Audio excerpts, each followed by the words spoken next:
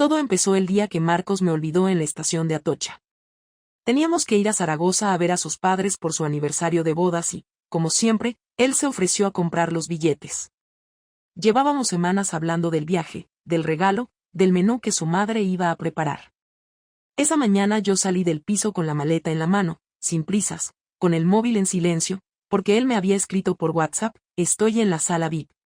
Te espero dentro. Pero cuando llegué, no estaba. Ni en la sala VIP, ni en el vestíbulo, ni en el andén. Llamé 2 veces. Nada. Luego vi que el tren ya había salido. Y él iba dentro. Ni un mensaje. Ni una disculpa. Solo se me pasó por completo que llegó 4 horas más tarde, cuando ya estaba de vuelta en casa, desmaquillada, con las zapatillas viejas puestas, el café frío y una rabia que no sabía dónde meter. Eso fue lo que encendió la mecha. No el olvido, no el plantón, sino el hecho de que a Marcos no le importara nada. Le escribí un párrafo entero y me contestó con un triste: tienes razón. Lo siento. Estoy saturado. Y ahí entendí que no éramos pareja, sino logística. Que nuestro matrimonio era una empresa eficiente, sí, pero sin alma. Un inventario de tareas y gestos funcionales. Tú haces la compra, yo friego, tú llevas el coche al taller, yo pago el seguro. Lo nuestro se había vuelto una coreografía tan precisa como aburrida. Y yo, después de tantos años haciendo el papel de esposa eficiente, empecé a preguntarme por qué nadie se fijaba en mí como mujer. No necesitaba un amante, necesitaba un espejo. Ese espejo llegó en forma de una cena.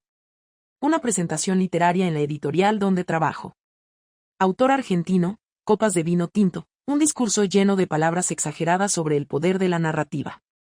Me senté al lado de uno de los diseñadores gráficos nuevos, se llamaba Bruno. 34 años, pelo largo recogido, camisa de lino sin planchar. Ni guapo ni feo, pero con esa mirada que no te recorre el cuerpo sino la mente. Me preguntó en voz baja si creía en la redención. Le contesté que últimamente no creía ni en el amor romántico. Se rió. Me ofreció otra copa. Y entonces me hizo la pregunta que lo cambió todo. ¿Tú cuándo fue la última vez que sentiste algo real? No supe qué decirle. Porque me di cuenta de que no recordaba la última vez que me sentí viva, vista, tocada sin rutina. No era tristeza lo que sentía, era una especie de vacío funcional. Yo funcionaba, sí. Trabajaba, pagaba facturas, cocinaba. Pero no vivía. Bruno y yo no empezamos nada esa noche. Ni siquiera nos tocamos. Pero durante las semanas siguientes, él empezó a aparecer por mi mesa, con excusas torpes, un logo que no convencía al editor, un color mal calibrado en una cubierta. Yo fingía concentración, pero la verdad es que esperaba su presencia como quien espera una sacudida que le recuerde que sigue teniendo un pulso. Una tarde, después de una lluvia absurda en Madrid, Bruno me pidió que lo acompañara a comprar unos libros de segunda mano. Fuimos a una tienda mínima en Lavapiés, con olor a papel húmedo y vinilos antiguos. Me regaló una edición destrozada de Rayuela y me dijo: este libro está tan roto como tú. Por eso te va a gustar. Me reí. Y esa fue la primera vez en mucho tiempo que una risa me supo distinta.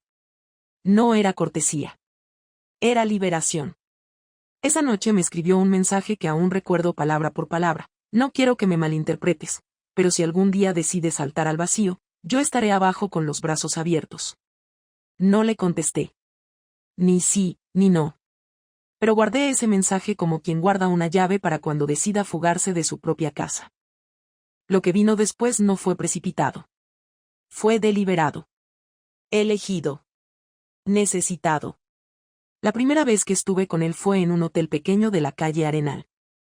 Ni caro ni cutre. Solo neutro. Como si necesitáramos borrar nuestros nombres por un par de horas. No hubo promesas, ni suspiros, ni frases de película. Hubo piel, hubo urgencia, hubo torpeza. Y hubo lágrimas. Mías, claro. Porque cuando terminamos, me senté al borde de la cama, desnuda, sin decir una palabra, y sentí que algo dentro de mí se había movido después de años de estar congelado. No sentí culpa. No en ese momento. Solo vértigo. Como si hubiera abierto una puerta que llevaba siglos cerrada. Y detrás de esa puerta, no había amor, ni deseo, ni futuro. Había yo. Una versión mía que ya no recordaba. Seguí con Bruno durante semanas. Nos veíamos en horarios imposibles, en lugares sin memoria. Pero no era solo sexo. Era un refugio. Un espacio donde podía ser alguien más. O tal vez, alguien menos domesticada. Nunca hablamos de Marcos. Nunca planeamos nada. Solo huíamos, cada uno por su cuenta, usando al otro como vehículo. Pero el mundo real siempre llama. Y yo tenía un marido que empezaba a mirarme de forma distinta. No celoso. No agresivo. Solo ausente. Como si algo en él supiera que ya no estábamos en la misma habitación aunque durmiéramos en la misma cama. Una noche, mientras cenábamos, Marcos me preguntó: ¿estás bien? Respondí que sí. Sin levantar la vista. Sin preguntar lo mismo de vuelta. Porque me aterraba que él también dijera que sí. Porque eso significaría que estábamos los dos mintiendo. La verdadera grieta no fue mi infidelidad. Fue la indiferencia previa. El hecho de que él no notara la distancia, el cambio en mi olor, en mi piel, en mis gestos. O peor, que si lo notara y le diera igual. Yo no me sentía orgullosa de lo que hacía. Pero tampoco arrepentida. Sentía que, por primera vez, algo en mí había despertado. Aunque fuera una parte rota. Aunque fuera una parte egoísta. Aunque fuera tarde. Y sin embargo, nunca pensé que Marcos me estuviera siguiendo. Que supiera más de lo que decía. Que tuviera un plan. Yo jugaba con fuego creyendo que él ni siquiera sabía que había fuego. Me equivoqué. Y la forma en que me lo hizo saber, no te la esperas. Una mañana cualquiera, sin lluvia ni fechas especiales, me desperté con el sonido de la cafetera encendida y el olor a tostadas. No era raro que Marcos se levantara antes que yo, pero ese día el silencio era más denso, no porque faltaran palabras, sino porque todo parecía demasiado ordenado. Bajé las escaleras del dúplex sin maquillarme, con el albornoz a medio cerrar, esperando la típica escena de rutina, pero me encontré con él sentado en la mesa del comedor, mirando un sobre cerrado.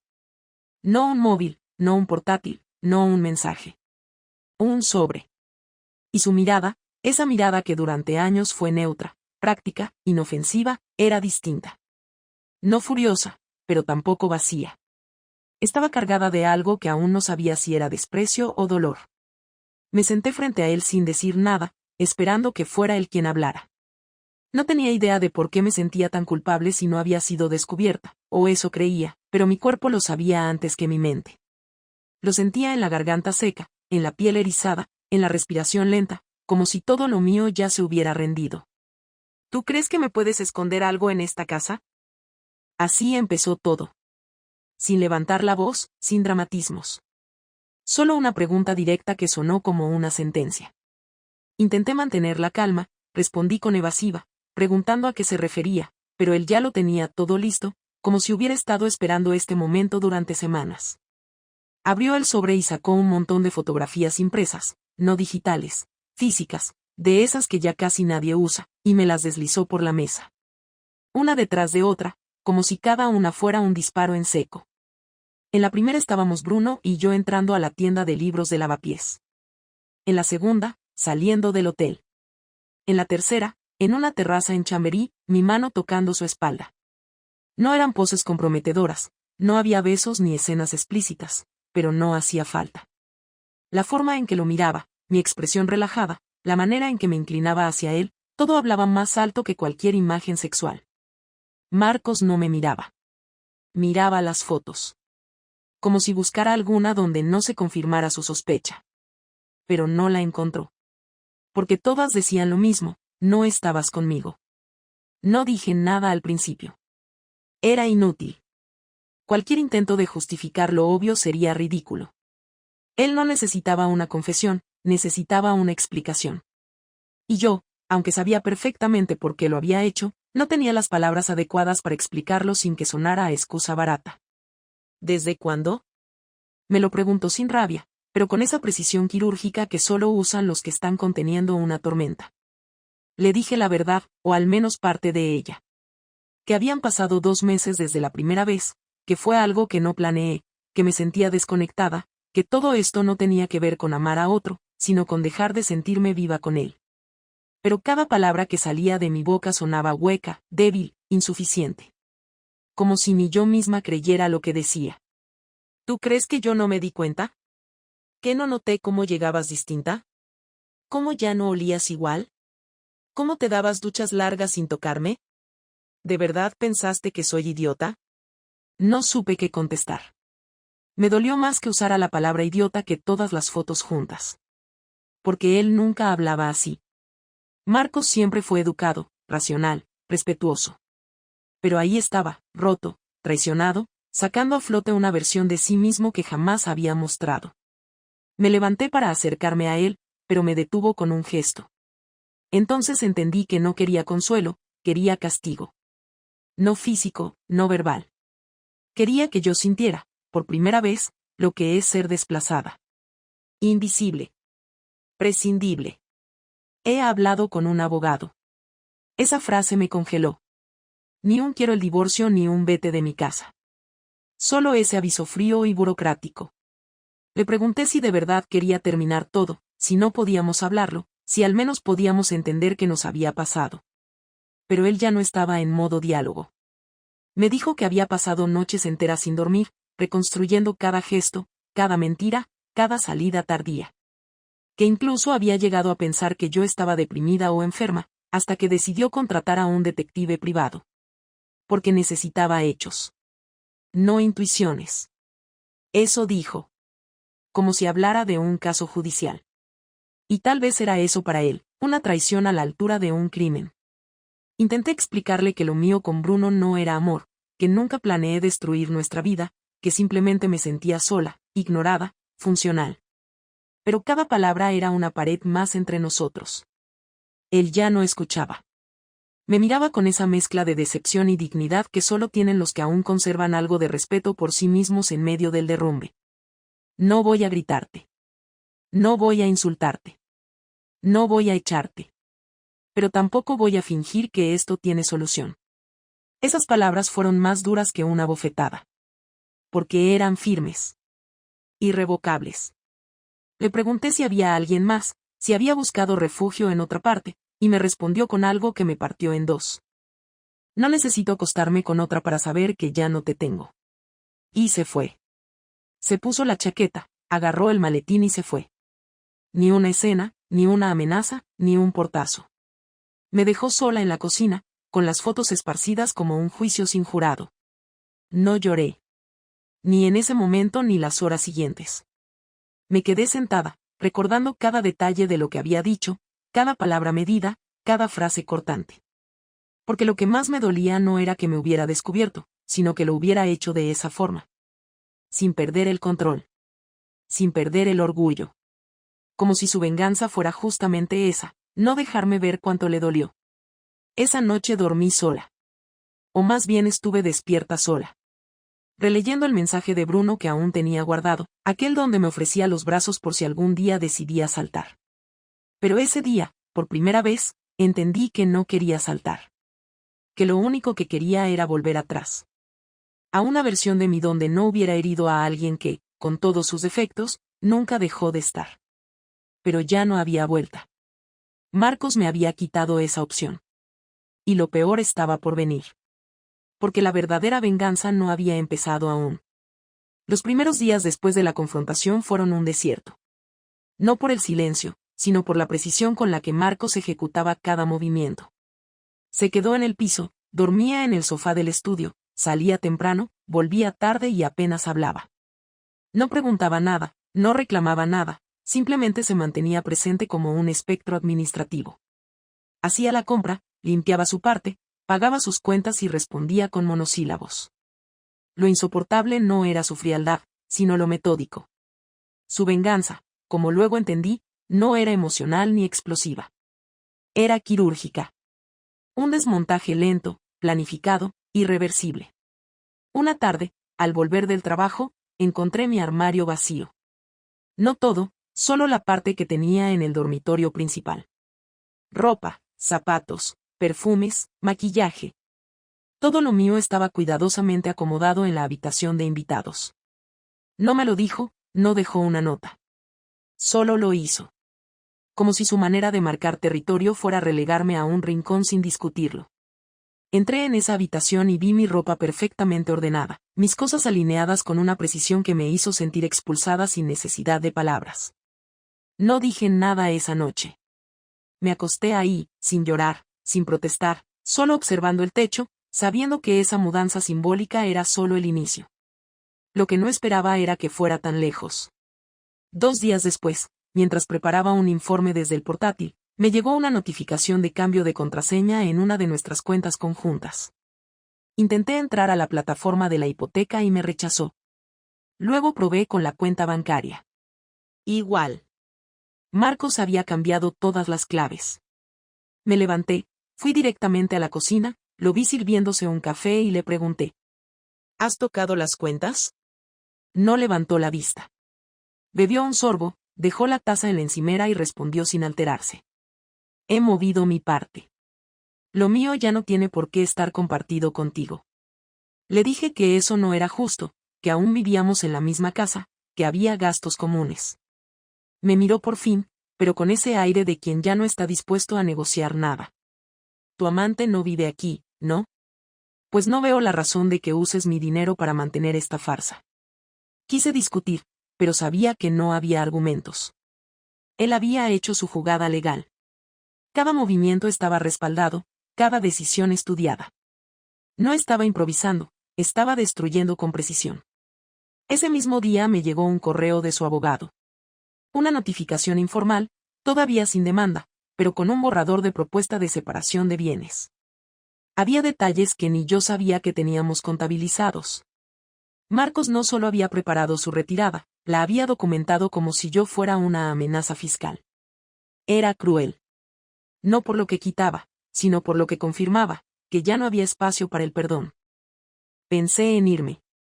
Buscar un piso pequeño, mudarme temporalmente. Pero no quería que él sintiera que podía borrarme de mi propia vida sin resistencia. Me quedé. Dormí cada noche en la habitación auxiliar, me hice cargo de mi comida, de mis gastos, de mis rutas. En la editorial nadie sabía nada, aunque sospechaban. Bruno me escribió varias veces, mensajes breves, nerviosos. ¿Todo bien? ¿Quieres vernos? Estoy aquí si me necesitas. No contesté. Porque en medio de todo, entendí que lo que tuve con él era un síntoma, no una solución. No quería huir con Bruno, quería entender cómo había llegado a ese punto. Pero no tuve tiempo de analizarme, porque la siguiente jugada de Marcos fue la que me rompió. Una tarde, recibí una invitación a una exposición fotográfica en el Centro Cultural Conde Duque. Al principio no me pareció raro. En la editorial estábamos vinculados a varios eventos y a menudo nos llegaban invitaciones generales. Pero al ver el remitente, noté algo extraño. Era una cuenta sin nombre, solo un correo aleatorio, y el título de la exposición me heló la sangre, lo que no se ve en casa. Dudé en ir, pero algo en mí necesitaba confirmar la sospecha. Fui sola. La galería estaba semivacía, luces tenues, sonido ambiental. Y ahí estaban. Mis fotos. Las mismas que había visto sobre la mesa. Expandidas, impresas en alta resolución, enmarcadas, acompañadas de textos que no mencionaban nombres, pero narraban lo ocurrido con detalles escalofriantes. No era una exposición artística. Era un juicio público con estética minimalista. Había imágenes de espaldas, de manos, de calles, de sombras, y al pie de cada una, frases del tipo: la traición no se grita, se fotografía o no hay infidelidad que no deje rastro. No había ni una sola imagen explícita, ninguna cara identificable, pero cualquiera con contexto podía deducir de qué iba. Había una mesa con una libreta donde los visitantes dejaban comentarios. Leí varios. Duro pero necesario. Una exposición que desnuda el alma. Esto le puede pasar a cualquiera. No firmé nada. Me fui sin hablar con nadie. Temblando. Sintiendo por primera vez que la humillación era pública.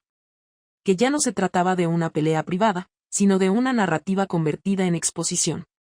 Al llegar a casa, lo encontré cenando, leyendo un dossier de trabajo como si nada hubiera pasado. Le pregunté si había sido él. ¿Qué te hace pensar eso? Le dije que no era estúpida, que solo él tenía acceso a esas fotos, que era evidente su sello en cada palabra, en cada encuadre. ¿Te parece inapropiado? ¿Te parece digno? Me miró, dejó los papeles a un lado y habló con la voz más tranquila que le he escuchado desde que todo esto empezó. Durante años hice las cosas bien. Fui correcto. Me esforcé. Me olvidé de mí muchas veces por sostener lo nuestro. Tú decidiste romper eso sin avisar, sin hablar. Ahora me toca a mí mostrar lo que queda cuando alguien lo rompe todo. ¿Y eso te hace sentir mejor? No. Pero al menos me permite no quedarme callado. Me quedé ahí, de pie, sin saber si gritar, si llorar, si golpear algo. Él volvió a su dossier. Como si ya no le quedara nada más que decir. Como si ya hubiera dicho todo lo importante sin abrir la boca. Esa noche dormí en el sofá. No por castigo, sino porque ya no me sentía parte de ninguna habitación. Me desperté a las 5 de la mañana con los ojos secos y la garganta cerrada. Me preparé un café y me senté a ver salir el sol por la ventana del salón. Por primera vez en semanas, pensé que tal vez había llegado el momento de hablar con él. No de lo que hice, sino de lo que íbamos a hacer ahora. El momento de hablar no surgió como lo había planeado. No fue una escena sentados frente a frente con las manos entrelazadas ni tampoco una conversación donde nos dijéramos todo desde el corazón como en esas películas que terminan con lágrimas y abrazos. Sucedió un martes por la noche, cuando ambos coincidimos en la cocina sin querer, él sacando hielo del congelador y yo llenando un vaso de agua. No había ninguna urgencia, ningún pretexto. Simplemente estábamos ahí, en el mismo espacio, respirando el mismo aire y sin tener ya motivos para evitar lo evidente. Me giré primero, apoyé los codos sobre la encimera y lo miré. Él notó el gesto y bajó la mirada hacia el hielo como si necesitara un segundo más para decidir si valía la pena escuchar. Quiero saber si esto ya está decidido o si todavía hay algo que se pueda salvar. Dije la frase despacio, sin titubeos pero con todo el peso de alguien que ya no tiene nada que esconder. Marcos no contestó enseguida. Se giró, apoyó las manos en el mármol y me sostuvo la mirada. No parecía furioso, tampoco resentido. Más bien agotado. Cansado de cargar con una versión de sí mismo que ya no reconocía. ¿Y qué es lo que quieres salvar? ¿El matrimonio o tu imagen? No es mi imagen lo que me preocupa. Es todo lo que construimos. Tú. Lo nuestro. No quiero que esto termine así, con desprecio, con rencor, con esta frialdad que no nos pertenece. ¿No nos pertenece? ¿Tú sabes cuánto tiempo llevamos siendo extraños en la misma casa? ¿Cuánto tiempo llevas conmigo por inercia y no por amor? Tú decidiste salir de esto sin hablarlo, yo solo estoy terminando el camino que tú abriste. No fue solo inercia. Sí, me desconecté, lo sé, pero no fue odio, no fue desprecio, fue. ¿Fue qué? ¿Soledad? ¿Vacío? ¿Necesidad de sentirte viva? Ya escuché eso. Lo escuché en tus excusas, en tus pausas, en tu falta de mirada durante años. Tú no querías hablar de nada hasta que se volvió imposible ignorarlo. Entonces lo llamaste crisis. Pero lo tuyo fue una elección. Y ahora quieres convertirlo en un accidente. Me acerqué un poco. No porque creyera que podía abrazarlo o tocarlo, sino porque necesitaba que sintiera que no estaba escondiéndome. Que estaba ahí, dispuesta a decir todo lo que había callado. No fue un accidente. Fue una decisión equivocada. Una necesidad mal canalizada. Yo sé que nada justifica lo que hice, pero si te estoy hablando ahora es porque ya no me importa justificarme. Solo quiero entender si entre los dos hay algo que no esté del todo muerto. Marcos cerró los ojos un segundo, como si le costara contener una réplica más agresiva. Cuando los abrió, su voz ya no era la del juez ni la del vengador. Era solo la de un hombre agotado. Lo peor de todo esto no es que me engañaras, es que lo hiciste sin pensar en las consecuencias. No por maldad, sino porque simplemente ya no estaba en tus prioridades considerar lo que a mí podía dolerme. Y eso no se arregla con un perdón ni con una conversación. Eso deja marcas que no se borran. Tú te alejaste tanto que ya no sabes quién soy. Y yo, por mucho que me esfuerce, tampoco sé quién eres tú ahora. ¿Y eso qué significa? Que no lo sé. No sé si te odio, si me duele, si me das pena o si todavía te quiero. Estoy perdido. Estoy herido. Estoy rabioso. Pero no estoy seguro de que pueda o quiera reconstruir algo con alguien que eligió borrarme por dentro sin siquiera matarme del todo. Me quedé en silencio. Porque todo lo que tenía para decir sonaba pequeño comparado con eso. Porque él tenía razón. Porque me costaba reconocerme también. Yo no era una víctima, no era una heroína, no era nada noble. Había cometido un acto deliberado con una frialdad que, vista en retrospectiva, me parecía insoportable. No porque hubiera sido cruel, sino porque había sido indiferente. Y esa era la peor forma de hacer daño, desde la desconexión. Esa noche no hablamos más. Cada uno volvió a su habitación, pero ya no era lo mismo. El muro estaba agrietado, no roto, pero ya no era impenetrable. Empezaron a surgir pequeños gestos durante la semana. Marcos me dejó un tupper con comida en la nevera con mi nombre escrito. Yo le envié un mensaje al trabajo para decirle que uno de los recibos conjuntos ya estaba pagado. Eran cosas pequeñas, pero distintas a la indiferencia mecánica de las semanas anteriores. Una tarde encontré un cuaderno suyo en la mesa del salón. Era uno de los que usaba para anotar pensamientos sueltos, algo que hacía desde que lo conocí. Nunca lo abría. Nunca lo compartía. Pero esa vez, por alguna razón, lo había dejado abierto. Solo había una frase escrita en la página. No sé si puedo perdonarla, pero tampoco quiero ser el hombre que se define solo por haber sido traicionado. Esa frase me golpeó más que cualquier reproche. Porque ahí estaba su humanidad. Su lucha interna. Su conflicto entre el orgullo y el deseo de no quedar atrapado en un papel que no le pertenecía. Y fue entonces cuando entendí que la conversación que debía tener con él no era sobre el pasado, sino sobre el presente. Sobre quienes éramos ahora. Sobre qué podía quedar de nosotros sin el lastre de lo que fuimos. 2 días después le propuse salir a caminar. No por reconciliación, no por nostalgia, solo por romper la dinámica de estar encerrados cada uno en su rincón. Caminamos por el Parque del Retiro sin hablar al principio. Luego empezamos a intercambiar frases sueltas. Él me contó que había empezado terapia. Que no era por mí, sino por él. Que necesitaba reconstruirse, entenderse. Yo le dije que había dejado de ver a Bruno. No como gesto de buena voluntad, sino porque ya no tenía sentido. Porque él era parte de un error, no de una vida. Y Marcos, sin mirarme, dijo algo que me desarmó del todo. No estoy seguro de querer perdonarte. Pero tampoco estoy seguro de querer perderte así. Ese fue el punto de inflexión. No un acuerdo, no una decisión, sino un punto intermedio donde 2 personas dañadas, confundidas y exhaustas se permitieron la posibilidad de no destruirlo todo de inmediato. Volvimos al piso sin hablar de futuro, sin abrazos, sin reconciliación. Pero esa noche no durmió en el estudio. Tampoco en mi cama. Se quedó en el sofá, leyendo, en silencio. Pero con la puerta entreabierta. Y yo supe que, por primera vez, estábamos hablando de verdad. No con palabras perfectas, sino con acciones honestas.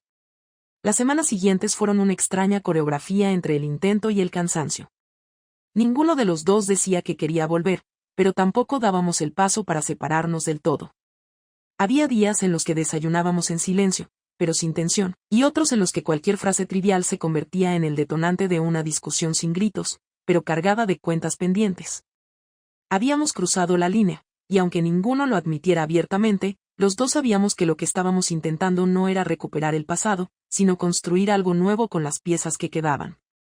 Pero reconstruir no es reparar. No se trataba de arreglar una grieta, sino de aprender a convivir con una fractura. Una noche, Marcos volvió del trabajo más tarde de lo habitual. Lo escuché llegar, colgar las llaves, dejar el maletín, encender la luz del pasillo. No fue hasta que noté que no venía hacia la cocina, donde yo estaba preparando una sopa, que me asomé y lo vi de pie, en el umbral de la sala, con una expresión que no reconocí de inmediato. No estaba molesto. Tampoco triste. Era otra cosa. Algo más sutil, más calculado. Hoy comí con Andrea. No supe quién era Andrea al principio. Lo miré sin entender, con el cucharón aún en la mano. Él se sentó en la silla del comedor, se aflojó la corbata y repitió el nombre como si ya no hiciera falta ninguna explicación. Andrea. La abogada con la que trabajé el año pasado en el caso de la urbanización. Me la encontré por casualidad, hablamos, tomamos algo. Después comimos. Asentí. No pregunté nada. No era necesario.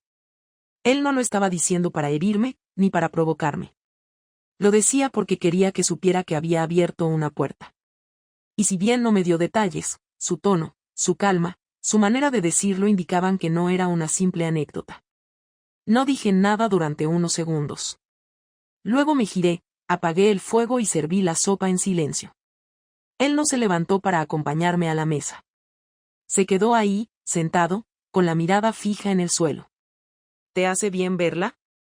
No sé. ¿Vas a seguir? No sé. No había ironía en sus respuestas. Ni sarcasmo ni provocación. Solo una honestidad despojada de dramatismo. Comí sola, sin mirarlo, sabiendo que ya no teníamos un pacto de exclusividad, aunque seguíamos compartiendo techo. Era absurdo, pero no inesperado. Yo lo había hecho primero. Y aunque mi historia con Bruno había terminado, no podía negar que lo que yo hice abrió la posibilidad de que Marcos también buscara afuera lo que ya no encontraba adentro. Esa noche dormimos en habitaciones separadas. No por rabia, sino por respeto. Por miedo, incluso. Durante los días siguientes volvimos a nuestra dinámica casi funcional. Pero ahora había una nueva variable, el conocimiento tácito de que ya no estábamos solos, aunque lo estuviéramos físicamente.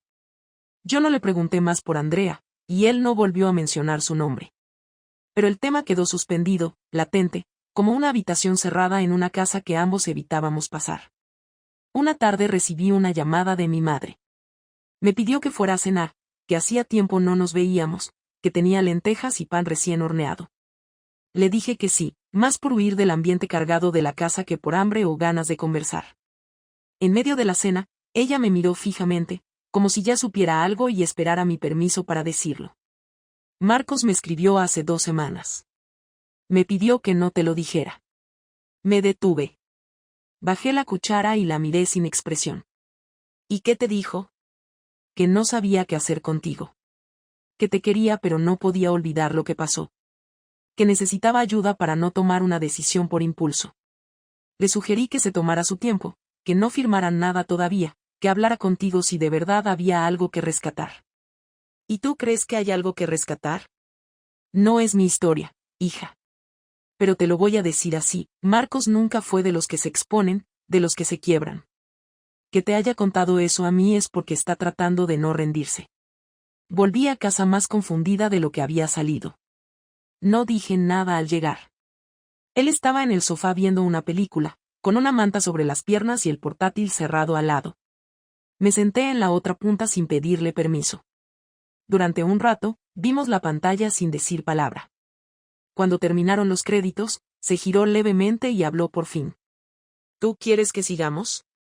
La pregunta era directa. Cruda. Sin envoltorios. No una invitación, sino un punto de partida. Respiré hondo antes de responder.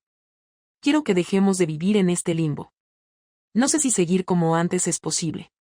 Pero quiero saber si podemos hacer algo nuevo. Aunque no sea lo que teníamos. Sobre todo si no es lo que teníamos. Porque lo que teníamos ya no existe. Asintió. Cerró los ojos unos segundos. Luego se levantó, fue a la cocina y volvió con 2 copas de vino. Me dio una, brindamos sin decir nada y se sentó de nuevo, esta vez más cerca. No me tocó. No me abrazó. Pero se quedó ahí, al alcance. Como quien aún no sabe si puede cruzar la distancia, pero tampoco quiere seguir huyendo de ella. Esa noche dormimos en la misma cama. No hubo sexo. Ni siquiera roce. Solo 2 cuerpos acostados, con las espaldas casi tocándose, compartiendo el mismo colchón y el mismo silencio. Por primera vez en meses, dormí sin despertarme a las 3 de la mañana con el corazón acelerado. Y por la mañana, al levantarme, vi su taza vacía en la mesa y un mensaje en el móvil: hoy no tengo reuniones. Si quieres, almorzamos fuera. Le respondí que sí. Sin puntos. Sin promesas. Y aunque todavía no sabía en qué dirección íbamos, al menos había una posibilidad de que no todo terminara en ruinas. El almuerzo fue en un sitio que solíamos frecuentar cuando todo iba bien, uno pequeño en Malasaña, con mesas apretadas, luz cálida y una carta sencilla. Al entrar, el camarero nos reconoció y preguntó si queríamos la misma mesa de siempre.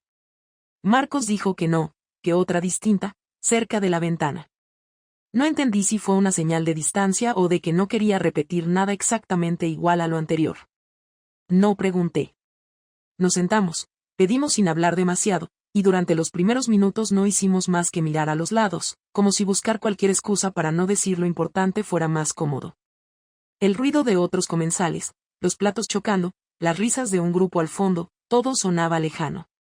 Hasta que Marcos dejó el tenedor, me miró fijamente y habló con esa calma que usaba cuando se trataba de asuntos serios, de cosas que decidía después de haberlo pensado mucho. No quiero que esto se arrastre más. No me parece justo para ti ni para mí. No quiero seguir viviendo como si esto se fuera a arreglar por inercia. Necesitamos decidir algo, aunque no sea lo que esperábamos. No me sorprendió. Pero esa frase me hizo tragar saliva con fuerza. Porque él no estaba proponiendo una pausa, ni una negociación, ni siquiera un intento condicionado. Estaba planteando una bifurcación. Uno esto o lo otro. Y aunque su tono era medido, yo conocía bien su forma de decidir. Cuando él optaba por algo, no había vuelta atrás. ¿Y qué propones exactamente? Separarnos. Formalmente. Hacerlo bien. Sin peleas. Sin abogados que se destruyan. Sin dañar más de lo que ya se dañó. Pero hacerlo con claridad. Con respeto. Terminar algo que ya no nos sostiene, por más que haya afecto, por más que haya historia. Lo miré unos segundos, sin pestañear. No por sorpresa. Sino porque necesitaba comprobar si hablaba desde el rencor o desde la rendición. Y entendí que no era ninguna de las dos. Era otra cosa. Una especie de aceptación. Como quien asume que aunque todavía quede algo, ese algo ya no alcanza para sostener la estructura. Bajé la mirada. El plato seguía casi lleno. Tenía hambre, pero ya no podía comer. Pensé en decirle que no, que podíamos intentarlo una vez más, ir a terapia, tomar distancia temporal, probar a reconstruir desde otra dinámica. Pero me detuve.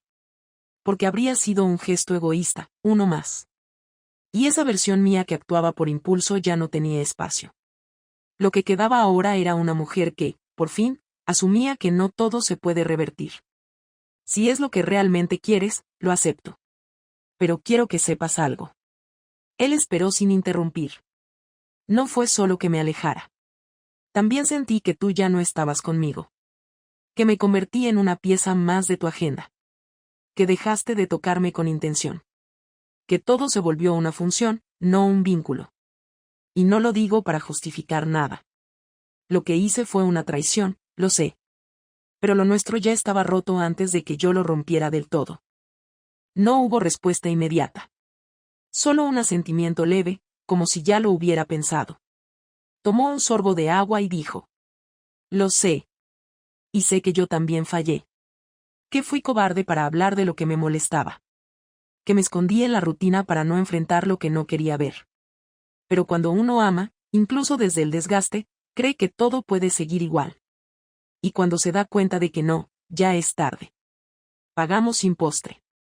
No por tensión, sino porque ya no tenía sentido alargarlo. Caminamos un rato por la calle Fuencarral. No nos rozamos ni una vez. Pero tampoco era una distancia de enemigos.